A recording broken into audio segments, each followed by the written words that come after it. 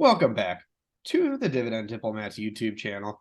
Lanny, Bert, you know us by now. Lanny's rocking that Dividend Diplomat swag. If you want some swag, check out our swag store below. We got mugs, we got sweatshirts, t-shirts, stickers, whatever you want. If there's something that's missing, going there.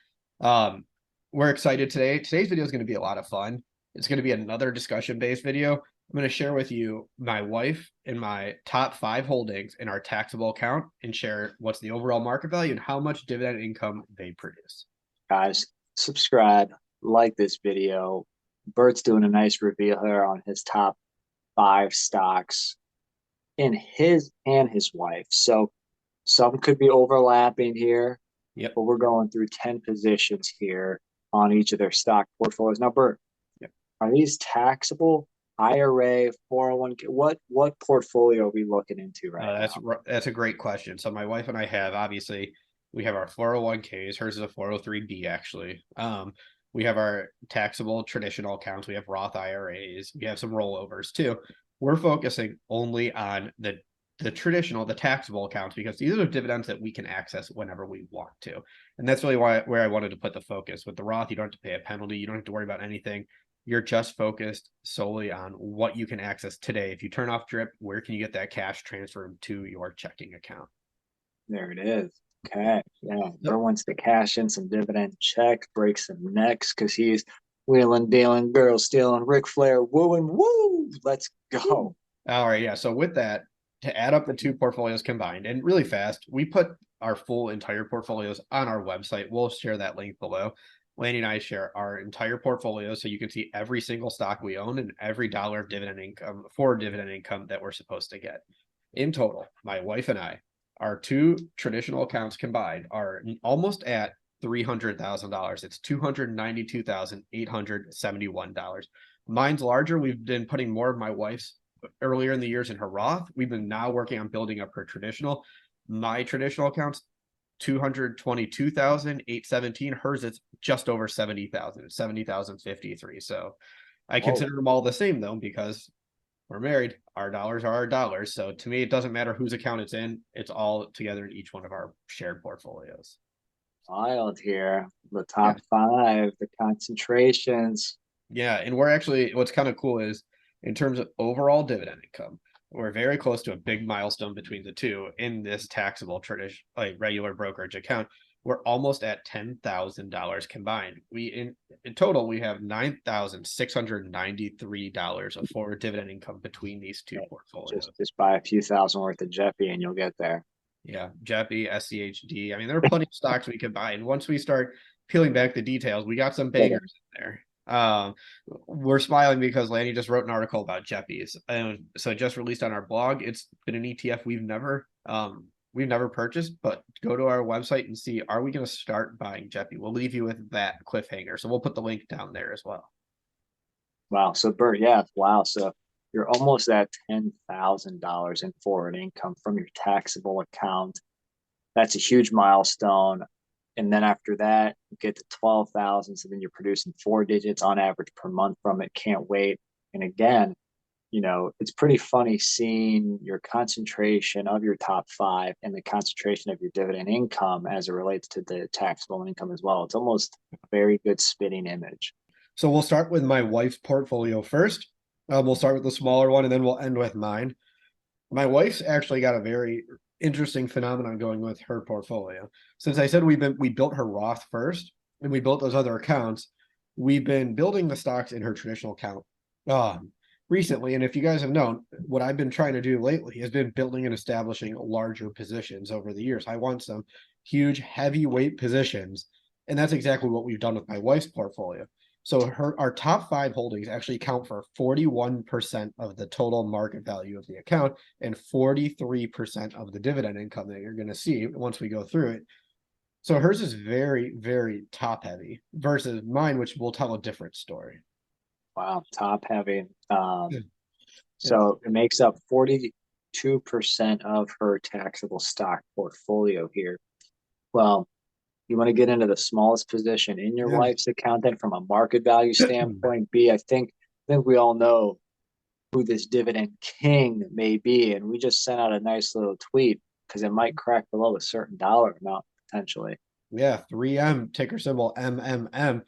We own 21 shares or $2,300. And what's interesting is we haven't bought 3M in her portfolio in years and still in the top 5. This was one of her OG positions that we started building for her. So maybe this is time for us to start averaging down on her 3M position, get it a little bit higher in the weight. The overall market value, it makes up 3.23% of the account. In total, it produces $129.93 of dividend income. And obviously it's got a big yield right now because that stock price has gotten so low. I mean, it's at $104. It's a far cry from where it was in the 150s, 140s when we were building this position for her. It's actually kind of crazy what's happened to 3M. Yeah, hopefully they get the, lawsuits and all of that behind them, kind of like the other dividend king J&J has done recently. Yeah. 3M can really look forward to being more efficient, saving cost, building, profitable businesses. Yeah. Really fast. One thing I should have noted, these are top 5 by dividend income. They're not top 5 by market value. I should have corrected that earlier. These are not top 5 market value. These are top 5 dividend income. So top 5 dividend producers, guys. Hot take. Number 4 on this list, or number 4 dividend income producer, StanleyBlack&Decker, ticker symbol SWK. We've been building this position forever for her account. Last year we put out a video where I talked about how we at least want, what do we want to do with this position? What did we want to do with this dividend king that just continues to get pummeled? We said we're going to slowly build up her position and get her cost basis to at least $100 per share, down from where it was when we started it. And we finally achieved that with our last rounds of purchases. We own 41 shares of this dividend king, 0.015 because of drip.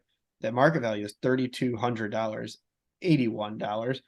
It makes up 4.68% of the account. The yield's 4% at its current share price of that, and it in total produces $131.24 of dividend income.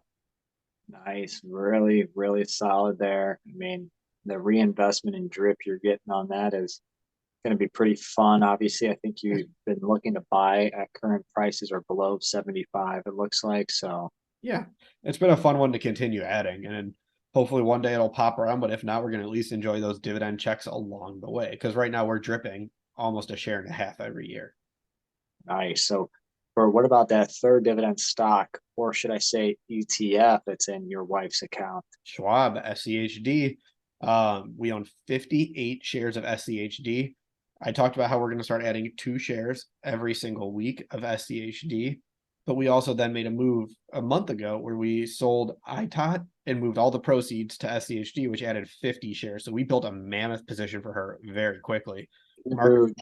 Huge. The position is $4,200. $4,243. It makes up 6% of the account, and the average income is $183.16 for her.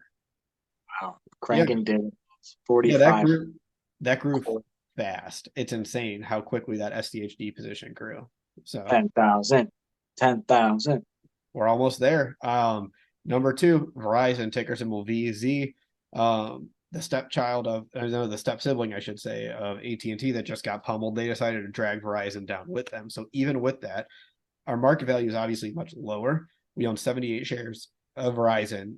Market value is $2,900. It makes up 4% of the market value of the account, but their yield is now over 7%. So it produces $204.01 of dividend income. So it's our second largest dividend pair. Verizon. That's another video, but wow, yeah. 7%. It's something to look at, and it's just, what do we do with this sector? Do we buy, hold, sell, whatever it is? But let's move into number 1. This shouldn't surprise anybody. Johnson & Johnson, ticker symbol JNJ. We own 101 shares because we worked on building our position to 100 shares by buying 1 share of J&J every single week. Market value is $16,517. It makes up 23.5% of her account from a market value standpoint. The income is $483.27, so almost at $500 after that last dividend increase. So it's obviously the largest by far in her account. And dripping almost a share a quarter in her account right there from J&J. Yeah. Bravo, man. And you just got a nice 5.3% dividend banger. Boom. So, all right. So her top 5, J&J, Verizon, SCHD, Stanley Black & Decker, and 3M. Let's start with mine. My number 5 dividend income position, Leggett and Plot, ticker symbol LEG. The stock just continues to hang around in our portfolios. This might also be another video one for us because their stock price is hanging in there around $31 per share. We own $178 shares, 484. Our market value is $5,631. Produces $314.13 for Leggett and Plot. Dripping 2.5 shares a quarter for a big old leg, the Hogan leg drop. LEG, baby. The number 4 income producer, Procter and Gamble, one of our top 5 foundation stocks for your portfolio. They announced a tiny increase, but they crushed it from their results, and their market value went skyrocketing. We own 84.97 shares at $156.07. The market value is $13,261. Makes up almost 6% of the account. Dividend income, though, $319.72 at Procter and Gamble every single year. Yeah, so you're dripping 2 shares at current prices, half a share a quarter, guys. Remember, income's only going up from here, and Bert's already at 319. So let's see what that dividend stock number 3 spot is, and it might surprise a lot of you. UPS, ticker symbol UPS. We own 50.908 shares. Our market value is $9,937. Makes up 4.46% of the market value of my account. The dividend income, $329.88. So yeah, we're dripping 1.3 shares every single year. Yes, that is surprising that they're our 3rd largest dividend income producer. But we built the position a long time ago. They have been announcing massive dividend increases, Lanny. Absolutely huge. Gotta love the brown truck. Goods and services across the world. But Bert, let's keep going on the dividend aristocrat, dividend/king path. Who's next on the list? Target, ticker symbol TGT. We own $93, 824 shares at $162.18. Our market value is just over 15,000 for Target. The percent of our account is 6.83%. Income, though, is over $400. It's $405.31. So Target, that dividend is continuing to growing. And what's fun about this is we buy all of our daughter's diapers, we buy her formula, we buy so much of our stuff at Target. It's really fun to support one of the largest positions that you own in your portfolio. No doubt about it, man. I mean, Target's a staple. Keep you all in the app, the red card, the drive up. I mean, they make it very easy for the consumer to make quick trips and spend some quick bucks at TGT. Now, Bert, we know what your wife's number 1 position was with over 16,000 at over 100 shares. Who is your spot? Is there a dividend king sitting at the top? J&J on 101.408. The market value is 16,498.06. She has 0.1 shares more than me. It's actually kind of funny. The income I get is only $482.70 versus her $483.27. So obviously, don't need to go into more about why Johnson & Johnson's our number 1. But it's exciting. It's exciting to see the quality of stocks and the dividend aristocrats, dividend kings, and the almosts in our portfolio that make up the top 5. My top 5 are Leggett and Plot, Procter & Gamble, UPS, Target, and J&J. Wow, Bert. So out of your top 5, are there any that you're looking to add to that current position right now? The one we should do a video this week on Leggett and Plot just to understand more of what's going on because we're down. We're an unrealized loss. Is this a good time to round it up from 178 shares to 200 shares for Leggett and Plot? It might be that perfect time. Drop a cool 600, brother.